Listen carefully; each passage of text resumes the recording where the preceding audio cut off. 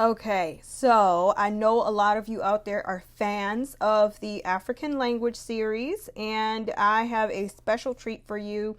And, many of the African languages that we explored during Black History Month for the past 2 years have really been focused on just really enlightening the people what languages are out there. We've been having fun exploring not only the cultures and the customs of, the countries that they're spoken in, but these are languages that are less commonly taught, or they're what are deemed critical need languages. And that term is not necessarily a term that you see a lot around the lexicon. It used to be used right after 9/11 in the United States, mostly to talk about languages of strategic and national security sort of background. And for those languages, they were critical need languages. They were all about maintaining U.S. national security, and they were highly sought after by U.S. government agencies like the NSA, CIA, FBI.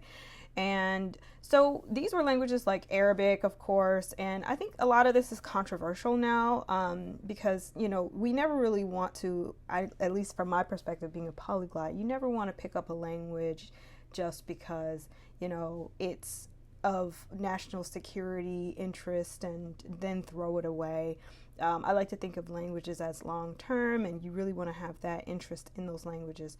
So it was Arabic, Chinese, Indonesian, languages like Hindi, Bangla, Punjabi, Urdu, Farsi, and then Japanese, Korean, Persian, like I mentioned, Farsi. There was also Dari, Kurdish, Pashto, Tajik, and of course, then Russian. And I think Russian is still a language of strategic interest for the U.S.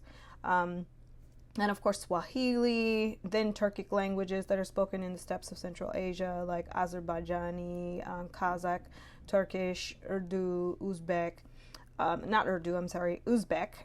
And so those are critical need languages, but I like to use the term less commonly taught languages. So there is a council on the teaching of less commonly taught languages, and they really emphasize really just spending time with these languages to be able to really fully, one, keep them alive because some of them are in danger of becoming dead languages.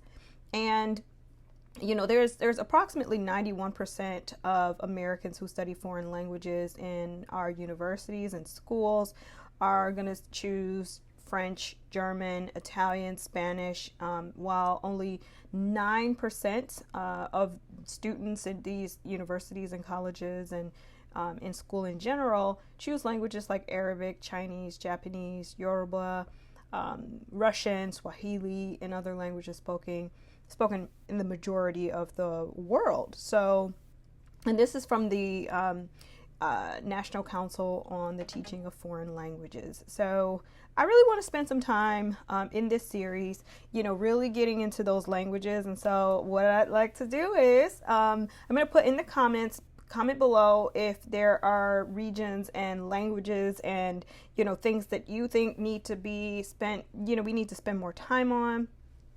But I am personally going to start in the steppes of Central Asia and then work my way into the Middle East and kind of just give some phrases, some of the languages that I've personally learned, like Arabic. And then I've also spent some time learning Turkish and Kazakh.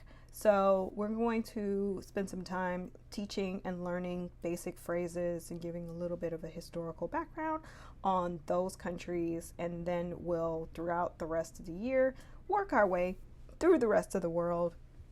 And so I'm super excited. All right. Well, thank you for tuning in. And we're going to be learning those languages of the world, less commonly taught languages, folks. All right.